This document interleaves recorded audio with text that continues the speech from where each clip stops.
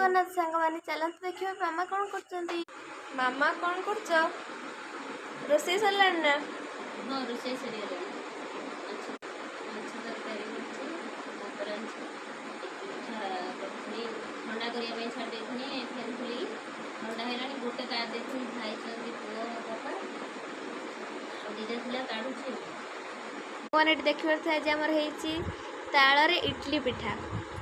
କାହାକୁ କାହାକୁ ତାଳରେ ଇଡଲି ପିଠା ଭଲ ଲାଗେ କମେଣ୍ଟରେ ନିଶ୍ଚୟ ଜଣାଇବେ। ଦେଖନ୍ତୁ କେତେ ସଫ୍ଟ ହେଇଛି, ଦେଖିପାରୁଥିବେ କେତେ ସଫ୍ଟ ହେଇଛି। ଖାଇକି ଦେଖିବୁ କେମିତି ଲାଗୁଛି କହିବୁ ସାଙ୍ଗମାନେ। ଚାଲନ୍ତୁ ସାଙ୍ଗମାନେ ଏବେ ଖାଇବା।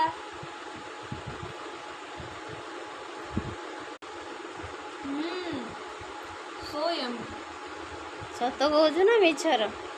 ସତରେ।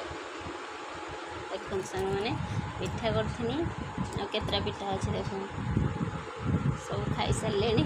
ଏଇଟା ଖାଇକି ସଫା କରିଦେଇଛନ୍ତି, ଆଉ ଖଣ୍ଡେ ଅଛି, ଏଇଟାରୁ କାଟି ଦେଇଛି, ଏଇଟାରୁ କାଟୁଛି, ଆଉ ଦୁଇଟା ଅଛି।